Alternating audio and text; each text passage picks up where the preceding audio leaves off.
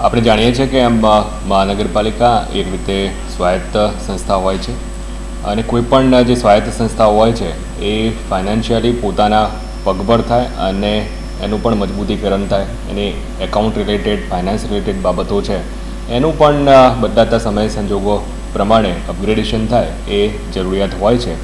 એટલે municipal bond આ ક્ષેત્રમાં એક અગત્યનું પાસું આપણે ચોક્કસપણે ગણી શકીએ કે જે આવી સંસ્થાઓને સ્વાયત્તતા માટે જરૂરી હોય છે. અલગ અલગ જે કોર્પોરેશન્સ છે, જે મોટા કોર્પોરેશન્સ છે, એ કોર્પોરેશન્સ તરફથી પણ બોન્ડ વગેરેની પ્રક્રિયા કરવામાં આવેલી છે ભૂતકાળમાં. અને એ જ રીતે રાજકોટ મહાનગરપાલિકા પણ આગામી સમયમાં બોન્ડ ઇસ્યુ કરવા માગે છે. એટલે આ બાબતેની જે મહાનગરપાલિકા કક્ષાની જે પ્રક્રિયાઓ હોય છે, ખાસ કરીને સેબી વગેરે લેવલે આપણે જે ડોક્યુમેન્ટ વગેરે જમા કરાવવાના થતા હોય છે, એને એ આધારે જે એકાઉન્ટ રિલેટેડ એક્ટિવિટીઝ પણ કરવાની થતી હોય છે, ખાસ કરીને ટેક્સ રિલેટેડ એક્ટિવિટીઝ પણ કરવાની થતી હોય છે. આ તમામ જે કાર્યવાહી છે એ મહાનગરપાલિકા કક્ષાએ પૂર્ણ કરી અને એના ડોક્યુમેન્ટને એ બધું આપણે સેબી વગેરેમાં જમા કરાવેલું છે. હવે જે આ આચારસંહિતાની આપણી કાર્યવાહી છે એ અગત્યની ચૂંટણીની પ્રક્રિયાઓ પૂર્ણ થાય, આચારસંહિતા પૂર્ણ થાય ત્યારબાદ આપણે ચોક્કસપણે બોન્ડ ઇસ્યુ કરવા માટે રેડી છીએ.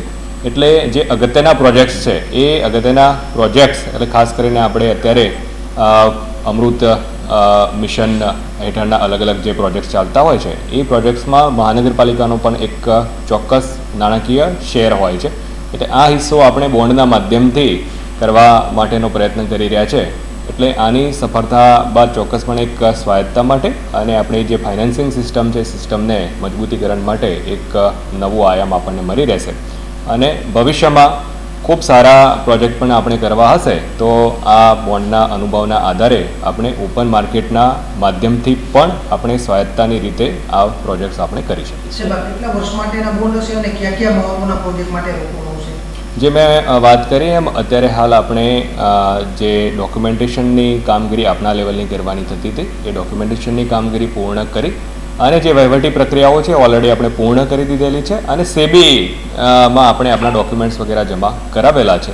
એટલે ત્યાંની એક નિયત પ્રક્રિયા હોય છે, વહીવટી પ્રક્રિયા. એ પ્રક્રિયા પૂર્ણ થયા બાદ આપણને બોન્ડની આગળની કાર્યવાહી કરવા માટેની મંજૂરી વગેરે મળતી હોય છે.